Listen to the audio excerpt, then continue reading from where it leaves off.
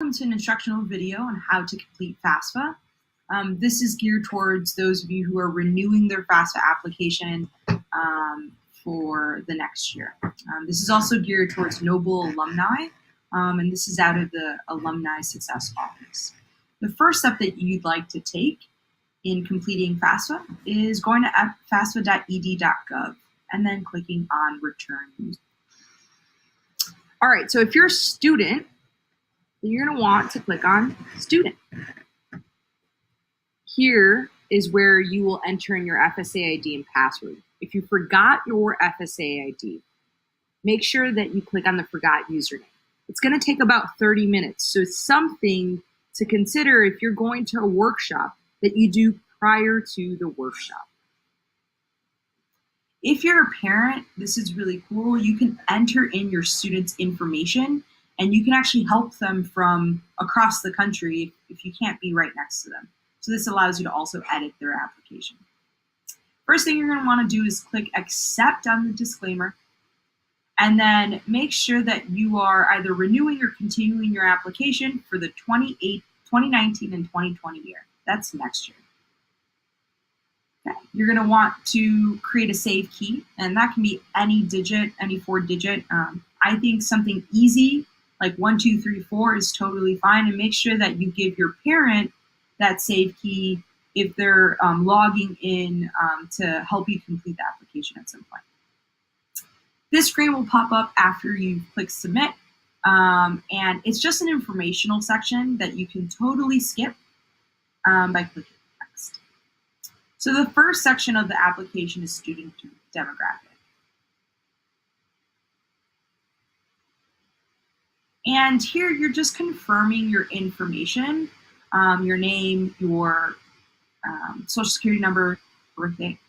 And on this section, you're also confirming your information. It should already be populated.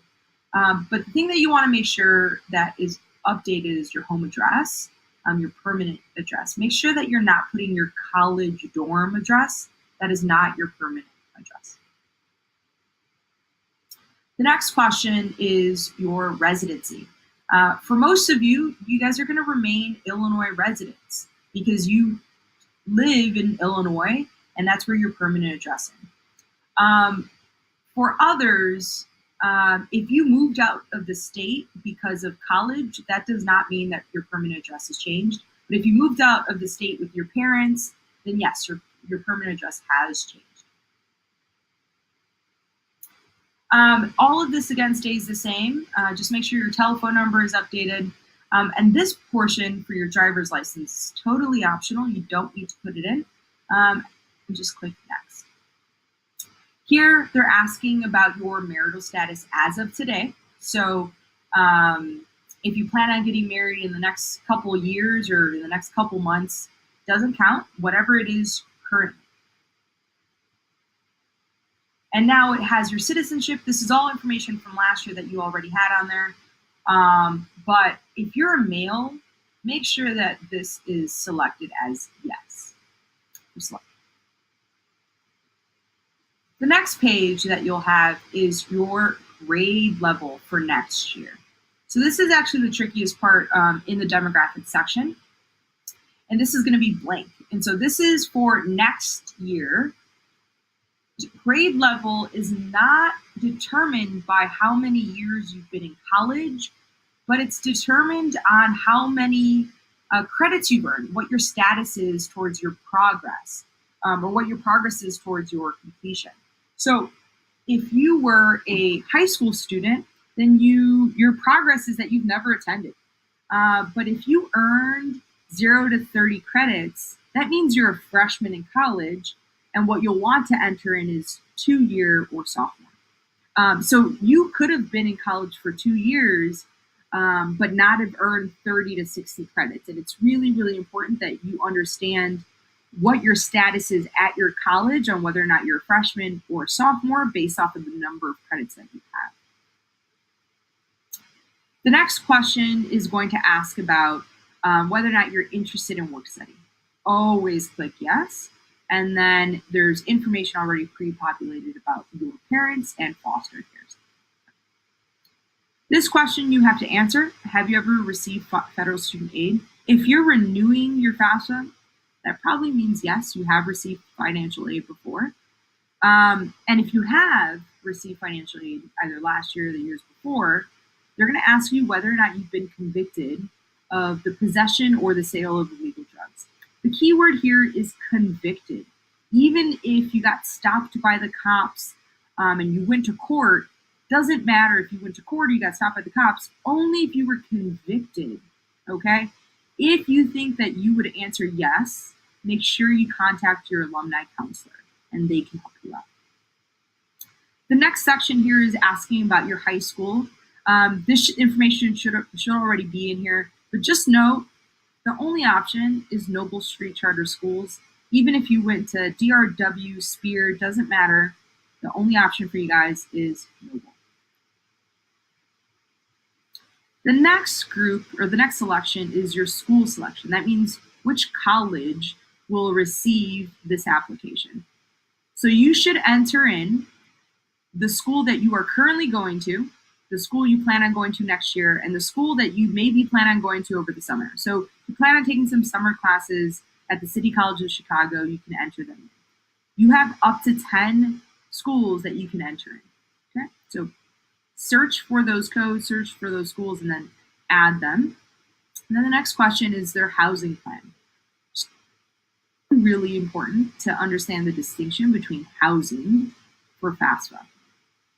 So the first option is on campus. So that means that you're living in the college's dorm. That's the most common, okay? Your second option is you're living with your parents. That means you probably stayed in Chicago and you're living at your parents' house. Pretty clear.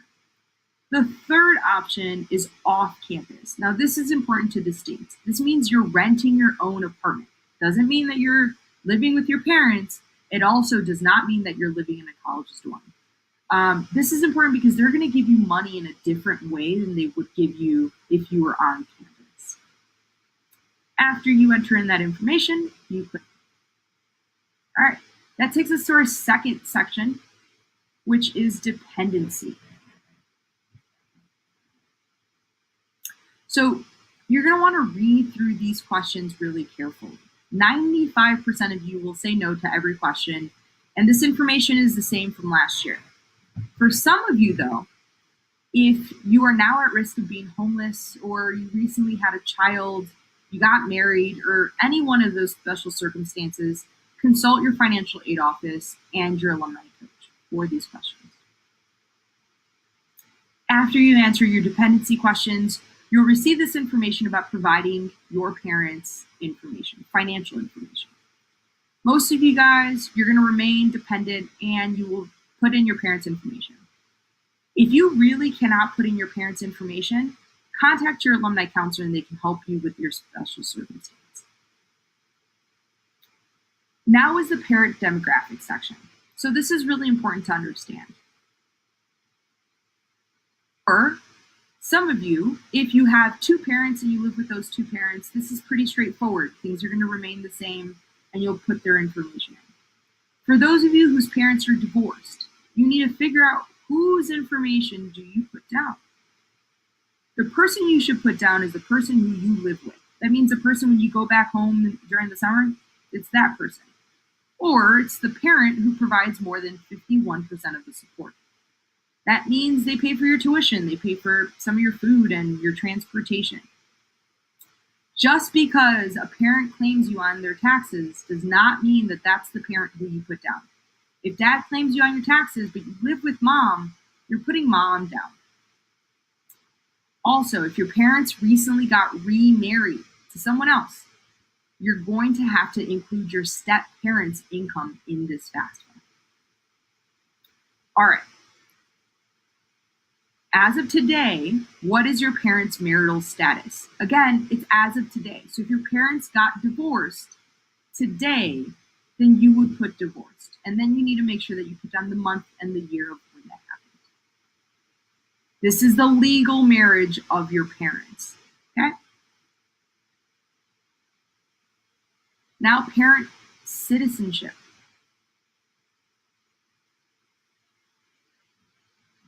So for your parents who are undocumented, make sure that under the Social Security number, you put down zeros or that there are zeros. Do not put down their ITIN number.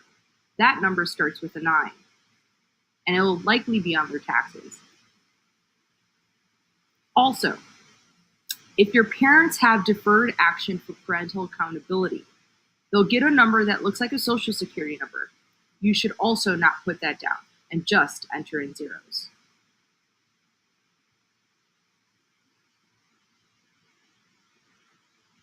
If your parents are documented, things should remain the same. Social Security number, name, birthday. Just as a tip though, check the parent's FSA ID account and confirm that the data matches. This is gonna help you out when you're trying to sign the application at the end. Because what happens at the end of this application is that FAFSA is going to check what is on the FSA ID. All right, so you check this, things also look the same and great. Click next. Now they're asking you for your parents' email. This is optional, you don't have to put it down, but I highly suggest that you do. The next is the household size. How many people live in the household? Let's say it's you and mom. Okay, that's 2. Let's say you have 2 siblings. That's 4. And grandma also lives with you. Mom pays for grandma's food and pays for the rent in the house. So you would include grandma in there. Even if mom does not put grandma down on the taxes, you would still include grandma in the household size. So that'd be, and you would put it at the top section. They now separate it out. So they first ask you about the children, then they ask you about any additional people. The next group is the number in college. In the house, who's going to college next year? So definitely you, not mom. Even if mom went to college, it would not count. Your siblings are too young, so no. And grandma already went to college. So that's 1. So you put down 1. The next section is the financial information section. And this is the most tedious and most specific. So it's important to pay close attention. There are 2 ways to enter your financial information. Either through the IRS data retrieval, where data is automatically transferred from the IRS. And it's really great because it's exact and it's fast. The second is through manual entry. Just the way that it sounds, you have to enter in everything manually. You have to check the taxes, you have to cross-check, and then you have to enter it. Unfortunately, parents who cannot do the IRS data retrieval have to do manual entry. So if your parent does not have an FSA ID, you're going to have to do manual entry. This means undocumented parents have to do manual entry. Also, if your parents filed as married separately, you will have to do manual entry. This means you have 2 tax returns in front of you, one for mom, one for dad, or one for parent 1, one for parent 2, mom or mom, dad. After you do that, you need to make sure that you request a 2017 tax return transcript. And that's a whole nother set of steps that you can ask your alumni counselor on how to do. All right, I'm going to show you how to use the IRS data retrieval. So if you're someone who cannot do manual entry because your parents are undocumented or your parents filed their taxes separately, just skip to manual entry. If you're doing data retrieval, continue with me. All right, so the first thing you want to do is you want to take out your parents' taxes.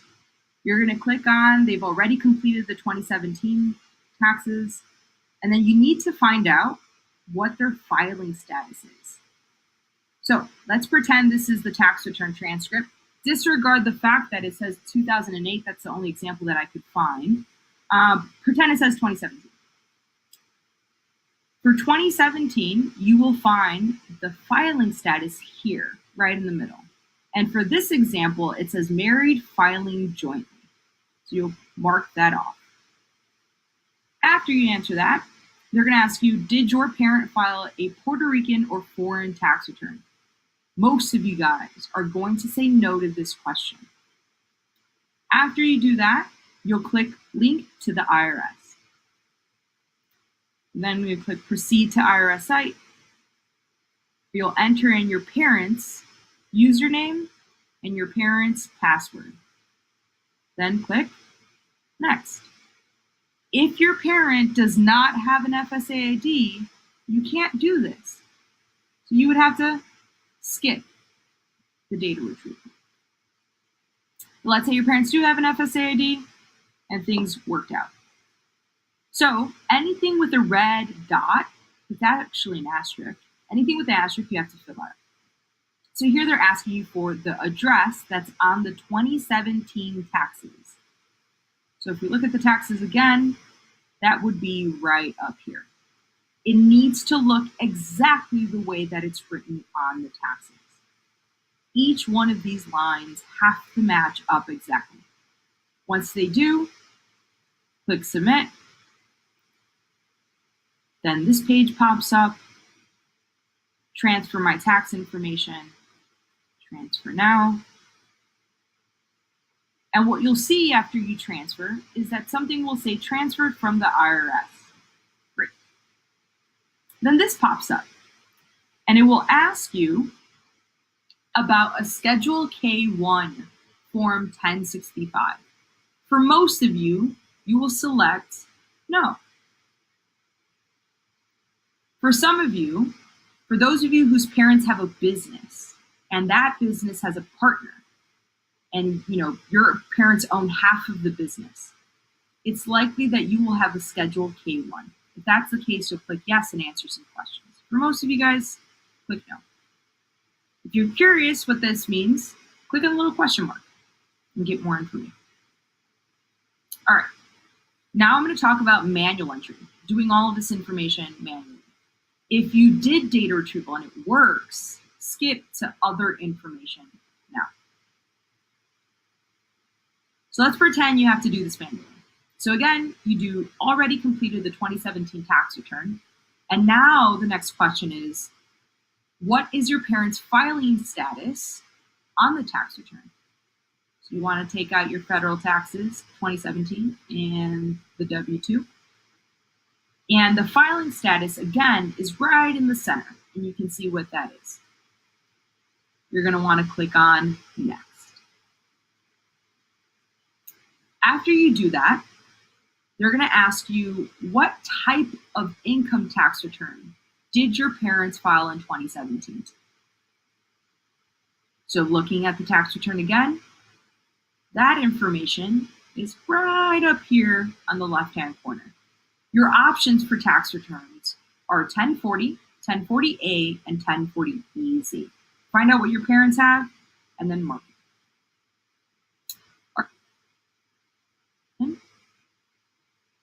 Is about your parents' adjusted gross income for 2017. What you're going to want to do is look at the line that they're telling you to look at. For the 1040, it's line 37. It's just up here. And I'm actually going to go back just so that we can see that again. It says, what was your parents' adjusted gross income for 2017? The amount is found on IRS form 1040, line 37.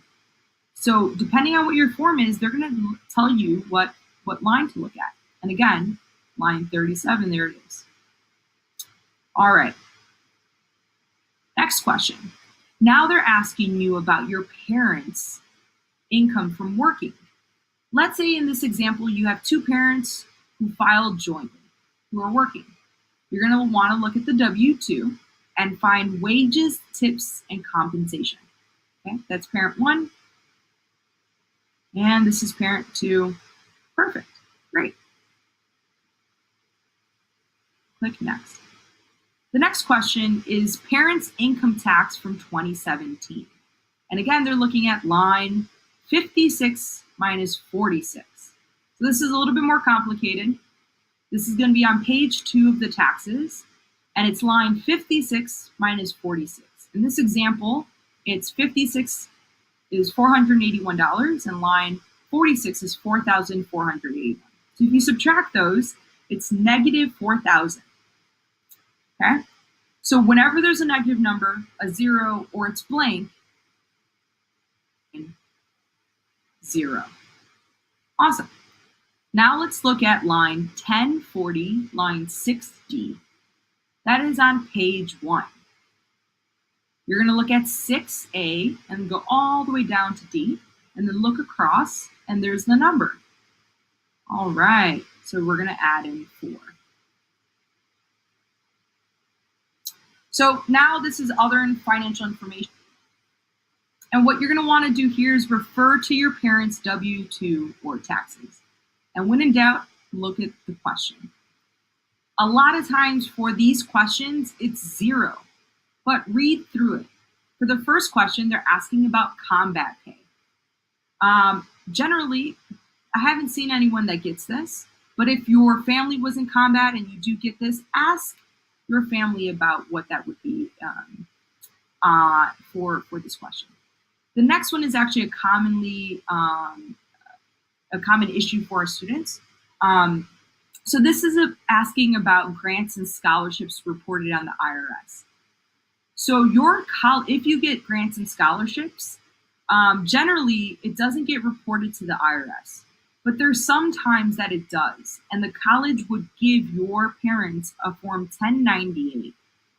And what that would do is that they would ask you to find it, they'd ask them to report it as income. But ask your parents, it shows up on the taxes. You can click on the little question mark.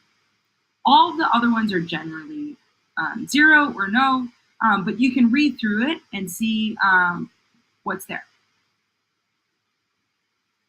Here's the second page. This page generally has information that you have to end up putting in. So if your parents are divorced and your parent receives child support, you need to find out how much you get for the year and then put that number in there. This one is almost always 0 because this is money that is provided by the military or the church. So if the church gives you money or if the military gives you money, then you can put a number down, but normally that's not the case and it's 0. This is the amount that's on your parents' W-2 form in boxes 12A through 12D. So if we were to look at this example, there on the right-hand side in yellow is 12A through 12D. You add that up and then you put it in there. Oftentimes it's 0, but sometimes you can see an amount. If you have disability benefits, that goes here.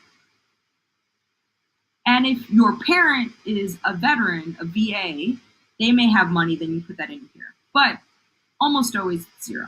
Talk to your parents if you think that they may be getting veteran benefits. Now, parents' assets. So they're asking your parents about their assets around their savings. Make sure you don't put the amount of money that your parents use for bills, like rent or food. The second question is about rental property. So this is any property, anything that your parents own that they rent out, but it can't be the home that you guys live in, okay? And the way to get the net worth is by looking at the value and looking at how much your parents owe and subtracting it. So in this case, if the value is $250,000 and your parents owe $234,000, then you put $16,000. The last question is about the value of a business, but it's only if your parents have 100 employees or more. All right, so you'll enter all that information in and then click next. It's the student. And actually, the most common error is when you add your parents' income into this section. You guys have already added your parents' income. Make sure you don't double up the income. So, check to see if it says student, and then ask yourself, in 2017, did you work? If you did work and earn money, did you file taxes? If you file taxes, then click link to the IRS. If you didn't file taxes, but you made some money, you need to make sure that you report that on the Fafsa. If you did your taxes Do data retrieval and repeat the process that you had for your parents. Remember, this section is about you, not mom or dad. Now that you finished your part, it's going to ask you, are you a preparer? No, you're not. You're doing it yourself. Click next. Review your application. And then sign it using your FSA ID. You have a couple options. If your parents don't have an FSA ID, you can click on print a signature page and then print it out and mail it. Here's the thing. It's not until the Fafsa receives your signature page and they process it that it becomes processed. So it's important to use an FSA ID, but if your parents are undocumented and need to print a signature page, that's okay. Print it out, mail it, and make sure you do it as soon. After you're done with that, you're all set. You completed the FAFSA. It's important to note your EFC, the Pell Grant, and the direct Stafford loan that you would be receiving for next year. Congratulations. Let me know if you have any questions or let your alumni counselor know.